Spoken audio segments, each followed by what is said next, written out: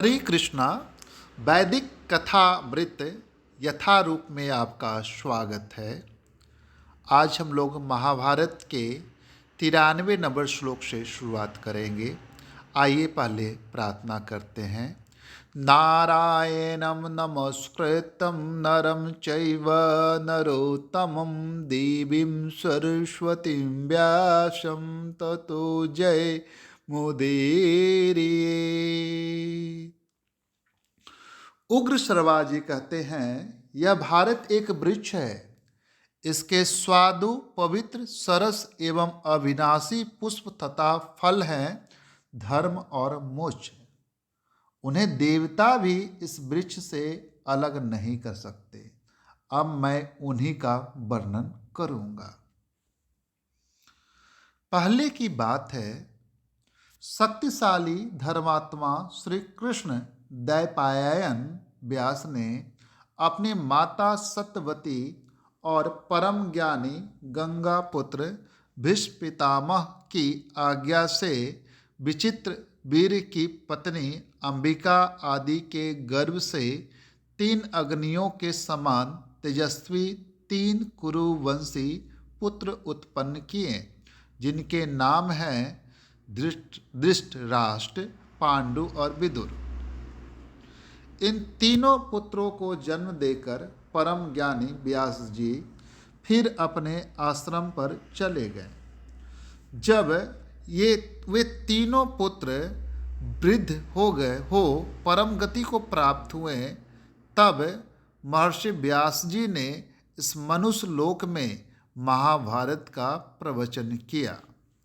जन्मेजय और हजारों ब्राह्मणों के प्रश्न करने पर व्यास जी ने पास ही बैठे अपने शिष्य वैशंपायन को आज्ञा दी कि तुम इन लोगों को महाभारत सुनाओ। वैशंपायन याज्ञिक सदस्यों के साथ ही बैठे थे। अतः जब यज्ञ कर्म में बीच बीच में जब अवकाश मिलता, तब यजमान आदि के बार बार आग्रह करने पर वे उन्हें महाभारत सुनाया करते थे। इस महाभारत ग्रंथ में व्यास जी ने कुरुवंश के विस्तार, गांधारी की धर्मशीलता, विदुर की उत्तम प्रज्ञा और कुंती देवी के धैर्य का भली भांति वर्णन किया है। महर्षि भगवान व्यास ने इसमें वसुदेव नंदन श्री कृष्ण के महात्मा, पांडवों की सत्यपरायणता तथा धृतराष्ट्र पुत्र दुर्योधन आदि के दुर्व्यवहारों का स्पष्ट उल्लेख किया है। पुण्यकर्मा मानवों के उपाख्यानों सहित 1,00,000 श्लोकों के इस उत्तम ग्रंथ को आद्य भारत महाभारत जानना चाहिए। तदंतर व्यास जी ने उपाख्यान भाग को छोड़कर 24,000 श्लोकों की भारत संहिता बनाई, जिसे विद्वान पुरुष भारत कहते हैं। इसके पश्चात महर्षि ने पुनः पर्व सहित ग्रंथ में वर्णित वृत्तांतों की अनुक्रमणिका सूची का एक संक्षिप्त अध्याय बनाया, जिसमें केवल 150 श्लोक हैं। व्यास जी ने सबसे पहले अपने पुत्र सुखदेव जी को इस महाभारत ग्रंथ का अध्ययन कराया। तदंतर उन्होंने दूसरे सुयोग अधिकारी एवं अनुगत शिष्यों को इसका उपदेश दिया। तत्पश्चात भगवान व्यास ने 60,00,000 श्लोकों की एक दूसरी संहिता बनाई। उसके 30,00,000 श्लोक देवलोक में समादृत हो रहे हैं। पितृलोक में 15,00,000 तथा गंधर्वलोक में 14,00,000 श्लोकों का वर्णन पाठ होता है। इस मनुष्यलोक में 1,00,000 श्लोकों का आद्य पुराण महाभारत प्रतिष्ठित है। देवर्षि नारद ने देवताओं को और असित देवल ने पितरों को इसका श्रवण कराया है। सुखदेव जी ने गंधर्व, यक्ष और राक्षसों की महाभारत की कथा सुनाई है। को सुनाई है, परंतु इस मनुष्यलोक में संपूर्ण वेद वेताओं के शिरोमणि व्यास शिष्य धर्मात्मा वैशंपायन जी ने इसका प्रवचन किया है। मुनिवरो, वही 1,00,000 श्लोकों का महाभारत आप लोग मुझसे श्रवण कीजिए। दुर्योधन क्रोधमयी विशाल वृक्ष के समान है। कर्ण स्कंध, शकुनी शाखा और दुशासन समृद्ध फल पुष्प है। अज्ञानी राजा धृतराष्ट्र ही इसके मूल है। युधिष्ठिर धर्ममय विशाल वृक्ष है। अर्जुन स्कंध, भीमसेन शाखा और मांद्री नंदन इसके समृद्ध फल पुष्प हैं। श्री कृष्ण वेद और ब्राह्मण ही इस वृक्ष के मूल हैं। महाराज पांडु अपनी बुद्धि और पराक्रम से अनेक देशों पर विजय पाकर हिंसक मृगों को मारने के स्वभाव वाले होने के कारण ऋषि मुनियों के साथ वन में ही निवास करते थे। एक दिन उन्होंने मृग रूपधारी महर्षि को मैथुन काल में मार डाला। इससे वे बड़े भारी संकट में पड़ गए। ऋषि ने यह श्राप दे दिया कि स्त्री सहवास करने पर तुम्हारी मृत्यु हो जाएगी। यह संकट होते हुए भी युधिष्ठिर आदि पांडवों के जन्म से लेकर जात कर्म आदि सब संस्कार वन में ही हुए और वहीं उन्हें शील एवं सदाचार की रक्षा का उपदेश हुआ। पूर्वोक्त श्राप होने पर भी संतान होने का कारण यह था कि कुल धर्म की रक्षा के लिए दुर्वासा द्वारा प्राप्त हुई विद्या का आश्रय लेने के कारण पांडवों की दोनों माताओं कुंती और माद्री के समीप क्रमशः धर्म, वायु, इंद्र तथा दोनों अश्विनी कुमार इन देवताओं का आगमन संभव हो सका। इन्हीं की कृपा से युधिष्ठिर, भीमदेव, अर्जुन एवं नकुल सहदेव की उत्पत्ति हुई। पति प्रिया कुंती ने पति के मुख से धर्म रहस्य की बातें सुनकर पुत्र पाने की इच्छा से मंत्र जप पूर्वक स्तुति द्वारा धर्म, वायु और इंद्र देवता का आह्वान किया।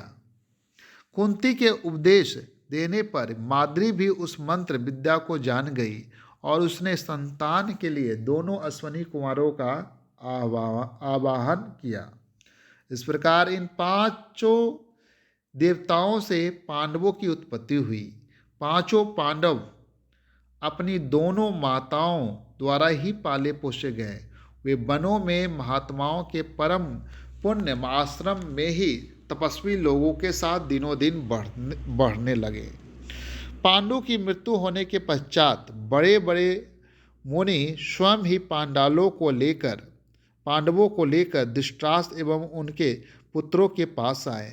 उस समय पांडव नन्हे नन्हे शिशु के रूप में बड़े ही सुंदर लगते थे।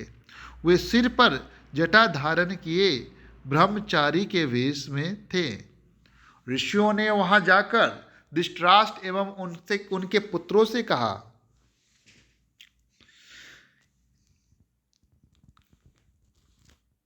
ये तुम्हारे पुत्र, भाई, शिष्य और सुहृद हैं। ये सभी महाराज पांडु के पुत्र हैं। इतना कहकर वे मुनि वहां से अंतर्ध्यान हो गए। ऋषियों द्वारा लाए हुए उन पांडवों को देखकर सभी कौरव और नगर निवासी शिष्ट तथा वर्णाश्रमी हर्ष से भरकर अत्यंत कोलाहल करने लगे। कोई कहते ये पांडु के पुत्र नहीं हैं, दूसरे कहते अजी ये उन्हीं के हैं। कुछ लोग कहते जब पांडु को मरे इतने दिन हो गए तब ये उनके पुत्र कैसे हो सकते हैं। फिर सब लोग कहने लगे हम तो सर्वथा इनका स्वागत करते हैं। हमारे लिए बड़ी सौभाग्य की बात है कि आज हम महाराज पांडु की संतान को अपनी आंखों से देख रहे हैं। फिर तो सब ओर से स्वागत बोलने वालों की ही बातें सुनाई देने लगी। दर्शकों का वह तुमुल शब्द बंद होने पर संपूर्ण दिशाओं को प्रतिध्वनि करती हुई अदृश्य भूतों देवताओं की यह सम्मिलित आवाज आकाशवाणी गूंज उठी, ये पांडव ही हैं। जिस समय पांडवों ने नगर में प्रवेश किया उसी समय फूलों की वर्षा होने लगी। सब ओर सुगंध छा गई तथा शंख और दुदुम्भियों के मांगलिक शब्द सुनाई देने लगे। यह एक अद्भुत चमत्कार सी बात हुई। सभी नागरिक पांडवों के प्रेम से आनंद में भरकर ऊंचे स्वर से अभिनंदन ध्वनि करने लगे।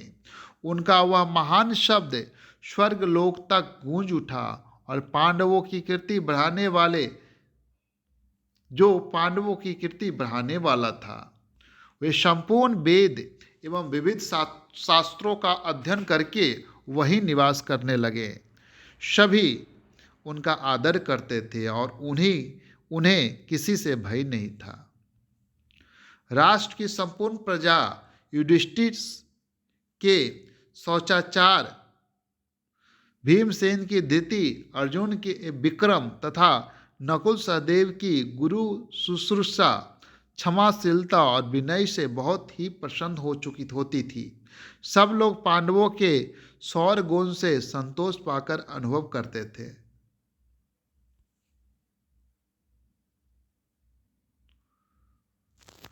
तदंतर कुछ काल के पश्चात राजाओं के समुदाय में अर्जुन ने अत्यंत दुष्कर पराक्रम करके स्वयं ही पति चुनने वाली द्रुपद कन्या कृष्णा को प्राप्त किया।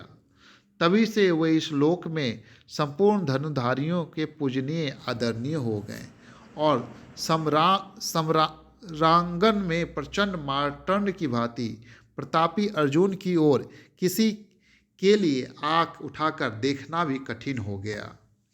उधर उन्होंने पृथक पृथक तथा महान संघ बनाकर आए हुए सब राजाओं को जीतकर महाराज युधिष्ठिर के राजसु नामक यह महायज्ञ को संपन्न कराया। भगवान श्री कृष्ण की सुंदर नीति और भीमसेन तथा अर्जुन की शक्ति से बल के घमंड में चूर रहने वाले जरासंध और चेदीराज शिशुपाल को मरवाकर धर्मराज युधिष्ठिर ने महायज्ञ राजसु का संपादन किया। वह यज्ञ सभी उत्तम गुणों से संपन्न था। उसमें प्रचुर अन्न और पर्याप्त दक्षिणा का वितरण किया गया था। उस समय इधर उधर विभिन्न देशों तथा नृपतियों के यहाँ से मणि, सुवर्ण, रत्न, गाय, हाथी, घोड़े, धन संपत्ति, विचित्र वस्त्र, तंबू, कनात, पर्दे, उत्तम कम्बल, श्रेष्ठ मृगचर्म तथा रंकू नामक मृग के बालों से बने हुए कोमल बिछौने आदि जो उपहार की बहुमूल्य वस्तुएं आती वे दुर्योधन के हाथ में दी जाती, उसी की देखरेख में रखी जाती थी। उस समय पांडवों की वह बढ़ी चढ़ी समृद्धि संपत्ति देखकर दुर्योधन के मन में ईर्ष्या जनित महान रोष एवं दुख का उदय हुआ। उस अवसर पर मई दानव ने पांडवों को एक सभा भवन में भेंट में दिया था, जिसकी रूपरेखा विमान के समान थी।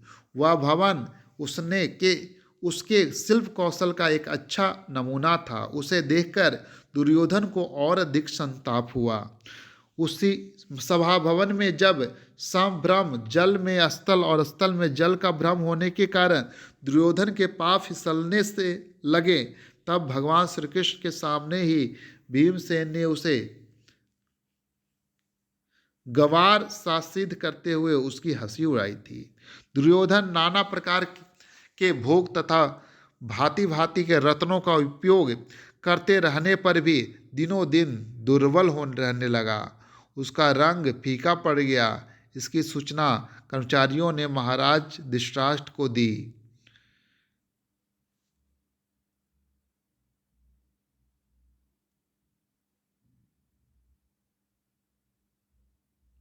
धृतराष्ट्र अपने उस पुत्र के प्रति अत्यधिक आसक्त थे, अतः उसकी इच्छा जानकर उन्होंने उसे पांडवों के साथ जुआ खेलने की आज्ञा दे दी। जब भगवान श्री कृष्ण ने यह समाचार सुना तब उन्हें धृतराष्ट्र पर बड़ा क्रोध आया। यद्यपि उनके मन में कलह की संभावना के कारण कुछ विशेष प्रसन्नता नहीं हुई, तथापि उन्होंने मौन रहकर इन विवादों का अनुमोदन ही किया और भिन्न भिन्न प्रकार के भयंकर अन्यान द्रुत आदि को देखकर भी उनकी उपेक्षा कर दी। इस अनुमोदन का उपेक्षा का कारण यह था कि वे धर्मनाशक दुष्ट राजाओं का संहार चाहते थे। अतः उन्हें विश्वास था कि विग्रह जनित महान युद्ध में विदुर, भीष्म, द्रोणाचार्य तथा कृपाचार्य की अवहेलना करके सभी दुष्ट क्षत्रिय एक दूसरे को अपनी क्रोधाग्नि में भस्म कर डालेंगे।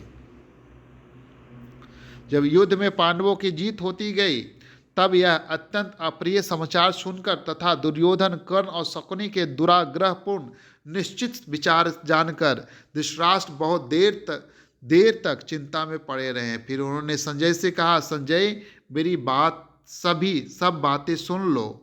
फिर इस युद्ध के विनाशक के लिए मुझे दोष न दे सकोगे। तुम विद्वान, मेधावी, बुद्धिमान और पंडित के लिए भी आदरणीय हो। इस युद्ध में मेरी सम्मति बिल्कुल नहीं थी और यह जो हमारे कुल का विनाश हो गया है, इससे मुझे तनिक भी प्रसन्नता नहीं हुई। मेरे लिए अपने पुत्रों और पांडवों में कोई भेद नहीं था, किंतु क्या करूं? मेरे पुत्र क्रोध के वशीभूत हो मुझ पर ही दोषारोपण करते थे और मेरी बात नहीं मानते थे। मैं अंधा हूँ, अतः कुछ दीनता के कारण और कुछ पुत्रों के प्रति अधिक आसक्ति होने से भी वह सब अन्याय सहता आ रहा हूँ। मंद बुद्धि दुर्योधन जब मोह बस दुखी होता था तब मैं भी उसके साथ दुखी हो जाता था।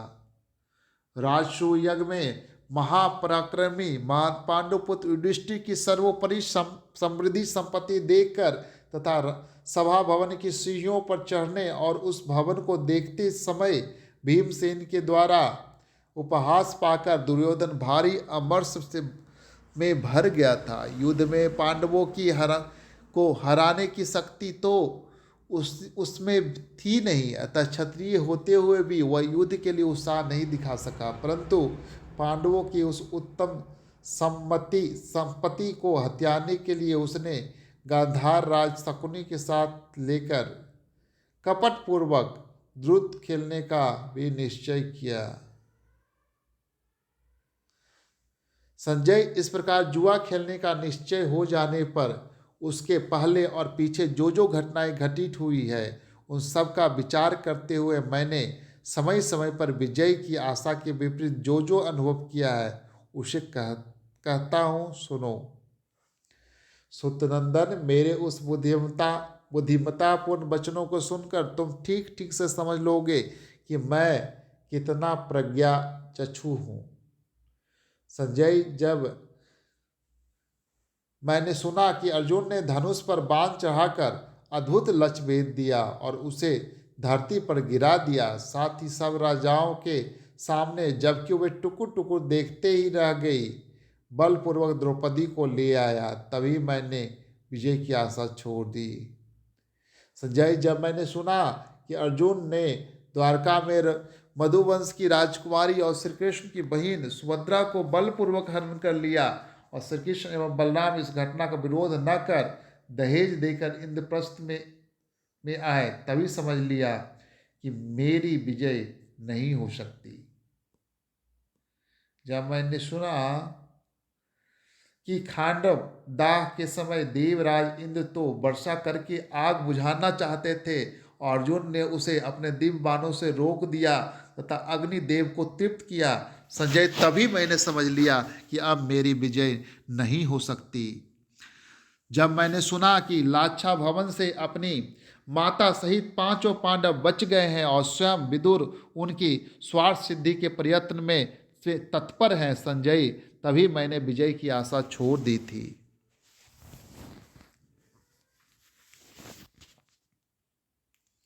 जब मैंने सुना कि रंगभूमि में लक्ष्य भेद करके अर्जुन ने द्रौपदी प्राप्त कर ली है और पांचाल वीर तथा पांडव वीर परस्पर संबंध हो गए हैं, संजय, उस समय मैंने विजय की आशा छोड़ दी। जब मैंने सुना मगधराज शिरोमणि क्षत्रिय जाति के जाजलवान रत्न जरासंध को भीमसेन ने उसकी राजधानी में जाकर बिना शस्त्र के हाथों से ही चीर दिया। संजय, मेरी जीत की आशा तो तभी टूट गई जब मैंने सुना दिग्विजय के समय पांडवों ने बलपूर्वक बड़े बड़े भूमिपतियों को अपने अधीन कर लिया और महायज्ञ राजस्व संपन्न कर दिया। संजय, मैंने समझ लिया कि मेरी विजय की कोई आशा नहीं है। संजय, जब मैंने सुना कि दुखिता द्रौपदी रजस्वलावस्था में आंखों में आंसू भरे केवल एक वस्त्र पहने वीरपतियों के रहते हुए भी अनाथ के समान भरी सभा में घसीट कर लाई गई, तभी मैंने समझ लिया था कि अब मेरी विजय नहीं हो सकती। जब मैंने सुना कि द्रुत एवं मंदबुद्धि दुशासन ने द्रौपदी का वस्त्र खींचा और वहाँ वस्त्रों का इतना ढेर लग गया कि वह उसका पार न पा सका, संजय, तभी से मुझे विजय की आशा नहीं रही। संजय, जब मैंने सुना कि धर्मराज युधिष्ठिर ने जुए में शकुनी ने हरा दिया और उनका राज छीन लिया, फिर भी उनके अतुल बलशाली और धीर गंभीर भाइयों ने युधिष्ठिर का अनुगमन ही किया, तभी मैंने विजय की आशा छोड़ दी। जब मैंने सुना कि वन में जाते समय धर्मात्मा पांडव धर्मराज युधिष्ठिर के प्रेम बस दुख पा रहे थे और अपने हृदय का भाव प्रकाशित करने के लिए विविध प्रकार की चेष्टाएं कर रहे थे, संजय, तभी मेरी विजय की आशा नष्ट हो गई। जब मैंने सुना कि हजारों स्नातक वनवासी युधिष्ठिर के साथ रह रहे हैं और वे तथा दूसरे महात्मा एवं ब्राह्मण उनसे भिक्षा प्राप्त करते हैं, संजय, तभी मैं विजय के संबंध में निराश हो गया। संजय, जब मैंने सुना कि किरात वेशधारी देवदेव त्रिलोचन महादेव जी को युद्ध में संतुष्ट करके अर्जुन ने पाशुपत नामक महान अस्त्र प्राप्त कर लिया, तभी मेरी आशा निराशा में परिणत हो गई। जब मैंने सुना वनवास में भी कुंती पुत्रों के पास पुरातन महर्षिगण पधारते और उनसे मिलते हैं, उनके साथ उठते बैठते और निवास करते हैं तथा सेवक संबंधियों सहित पांडवों के प्रति उनका मैत्री भाव हो गया है, संजय, तभी से मुझे अपने पक्ष की विजय का विश्वास नहीं रह गया था। जब मैंने सुना कि सत्यसंध धनंजय अर्जुन स्वर्ग में गए हुए हैं और वहाँ साक्षात इंद्र से दिव्य अस्त्र की विधि पूर्वक शिक्षा प्राप्त कर रहे हैं और वहाँ उनके पौरुष एवं ब्रह्मचर्य आदि की प्रशंसा हो रही है, संजय, तभी से मेरी युद्ध में विजय की आशा जाती रही। जब मैंने सुना कि वरदान के प्रभाव से घमंड के नशे में चूर कालकेयी तथा पौलोम नामक असुरों को, जिन्हें बड़े बड़े देवता भी नहीं जीत सकते थे, अर्जुन ने बात में पराजित कर दिया, तभी से संजय मैंने विजय की आशा कभी नहीं की। मैंने जब सुना कि शत्रुओं का संहार करने वाले किरीटी अर्जुन असुरों का वध करने के लिए गए थे और इंद्रलोक से अपना काम पूरा करके लौट आए हैं, संजय, तभी मैंने समझ लिया कि अब मेरे जीत की कोई आशा नहीं। जब मैंने सुना पांडु नंदन युधिष्ठिर महर्षि लोमस जी के साथ तीर्थ यात्रा कर रहे हैं और लोमस जी के मुख से उन्होंने यह भी सुना कि स्वर्ग में अर्जुन को अभीष्ट वस्तु दिव्यास्त्र की प्राप्ति हो गई, संजय, तभी से मैंने विजय की आशा छोड़ दी। जब मैंने सुना कि भीम से तथा दूसरे भाई उस देश में जाकर जहाँ मनुष्यों की गति नहीं है कुबेर के साथ मेल मिलाप कर रहा है, संजय, तभी मैंने विजय की आशा छोड़ दी थी। जब मैंने सुना कि कर्ण की बुद्धि पर विश्वास करके चलने वाले मेरे पुत्र घोष यात्रा के निमित्त गए और गंधर्वों के हाथ बंदी बन गए और अर्जुन ने उन्हें उनके हाथ से छुड़ाया, संजय, तभी से मैंने विजय की आशा छोड़ दी। सूत संजय, जब मैंने सुना कि धर्मराज यक्ष का रूप धारण करके युधिष्ठिर से मिले और युधिष्ठिर ने उनके द्वारा किए गए गूढ़ प्रश्नों का ठीक ठीक समाधान कर दिया, तभी विजय के संबंध में मेरी आशा टूट गई। संजय, विराट की राजधानी में गुप्त रूप से द्रौपदी के साथ 5 पांडव निवास कर रहे थे, परंतु मेरे पुत्र और उनके सहायक इस बात का पता नहीं लगा सके। जब मैंने यह बात सुनी मुझे यह निश्चय हो गया कि मेरी विजय संभव नहीं है। संजय, जब मैंने सुना कि भीमसेन ने द्रौपदी के प्रति किए हुए अपराध का बदला लेने के लिए कीचकों के सर्वश्रेष्ठ वीर को उसके 100 भाइयों सहित युद्ध में मार डाला था, तभी से मुझे विजय की आशा बिल्कुल आशा नहीं रह गई थी। संजय, जब मैंने सुना कि विराट की राजधानी में रहते समय महात्मा धनंजय ने एकमात्र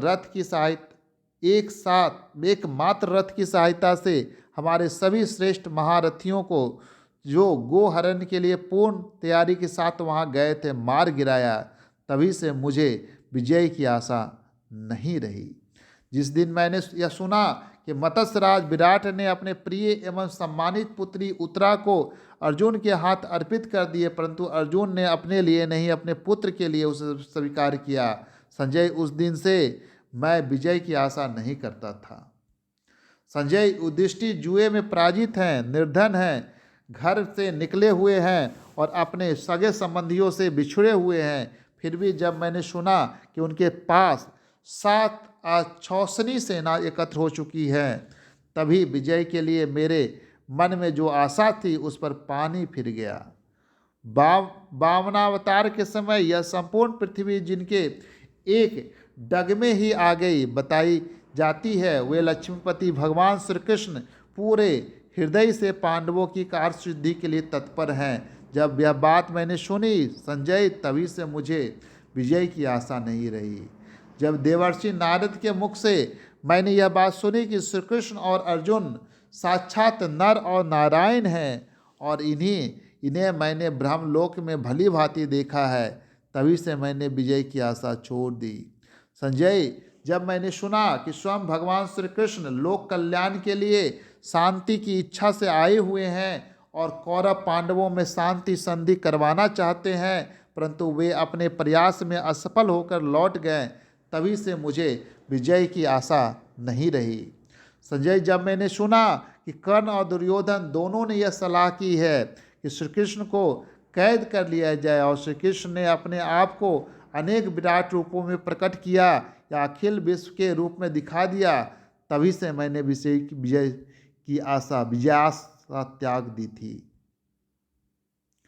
नारायणं नमस्कृतं नरं चैव नरोत्तमं देवीं सरस्वतीं व्यासं ततो जय मुदीरये।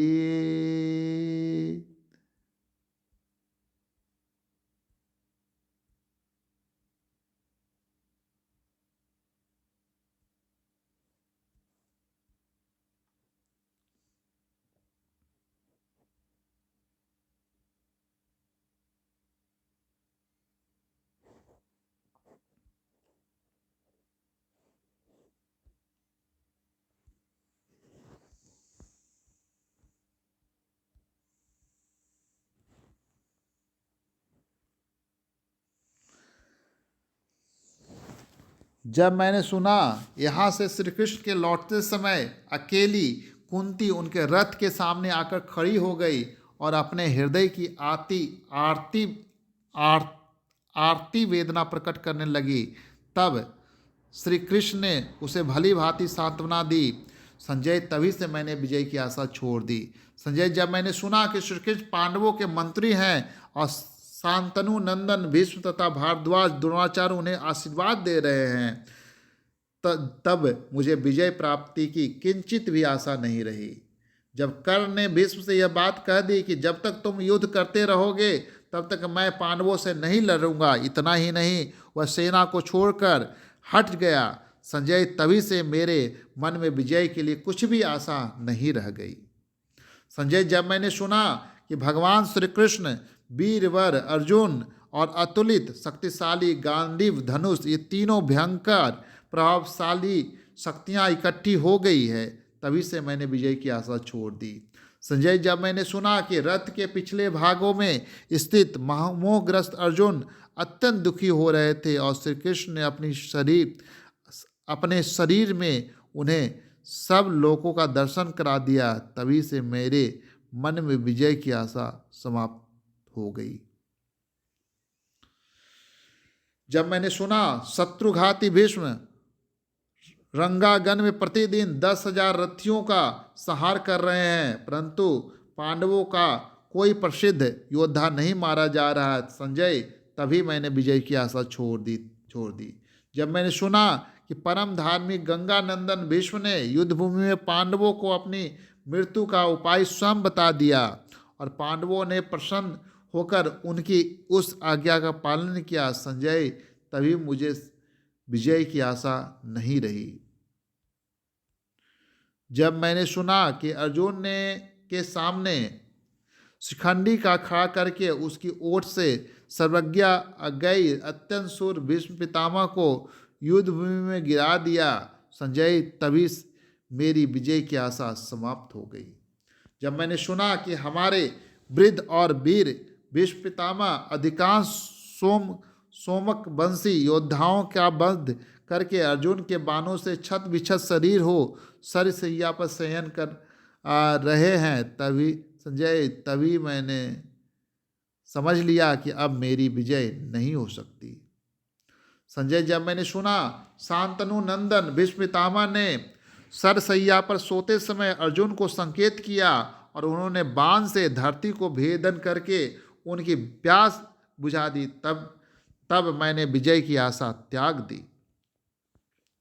जब वायु अनुकूल बहकर और चंद्रमा सूर्य लाभ स्थान में संयुक्त होकर पांडवों की विजय की सूचना दे रहे थे और कुत्ते आदि भयंकर प्राणी प्रतिदिन हम लोगों को डरा रहे थे संजय, तब मैंने विजय के संबंध में अपनी आशा छोड़ दी संजय। हमारे आचार्य द्रोण बेजोड़ योद्धा थे और उन्होंने रणांगन में अपने अस्त्र के अनेक विविध कौशल दिखलाए, परंतु जब मैंने सुना कि वे वीर शिरोमणि पांडवों में से किसी एक का भी वध नहीं कर सकते, तब मैंने विजय की आशा त्याग दी संजय। मेरी विजय आशा तो तभी नहीं रही जब मैंने सुना कि मेरे जो महारथी और वीर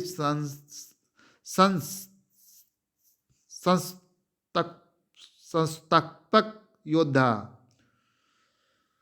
अर्जुन के वध के लिए मोर्चे पर डटे हुए थे, उन्हें अकेले ही अर्जुन ने मौत के घाट उतार दिए संजय। स्वयं भारद्वाज द्रोणाचार्य अपने हाथ में शस्त्र उठाकर उस चक्रव्यूह की रक्षा कर रहे थे जिसका कोई दूसरा तोड़ ही नहीं हो सकता था, परंतु सुभद्रानंदन वीर अभिमन्यु अकेला ही छीन-बीन करके उसमें घुस गया। तब जब यह बात मेरे कानों पर तक पहुंची, तभी मेरी विजय की आशा लुप्त हो गई संजय। मेरे बड़े बड़े महारथी वीरवर अर्जुन के सामने तो टिक ना सके और सबने मिलकर बालक अभिमन्यु को घेर लिया और उसको मारकर हर्षित होने लगे। जब यह बात मुझ पर पहुंची, तब से मैंने विजय की आशा त्याग दी। जब मैंने सुना कि मेरे मूढ़ पुत्र अपने ही वंश के होनहार बालक अभिमन्यु की हत्या करके हर्षपूर्ण कोलाहल कर रहे हैं और अर्जुन ने क्रोधपूर्ण जयद्रथ को मारने की आज्ञा प्रतिज्ञा की है संजय, तभी मैंने विजय की आशा छोड़ दी। जब मैंने सुना कि अर्जुन ने जयद्रथ को मार डालने की जो प्रतिज्ञा की थी, उससे वह शत्रुओं से भरी रणभूमि में सत्य एवं पूर्ण करके दिखा दी संजय, तभी से मुझे विजय की कामना नहीं रह गई।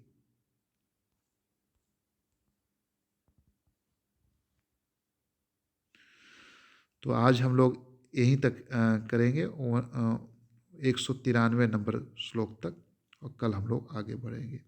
हरे कृष्णा।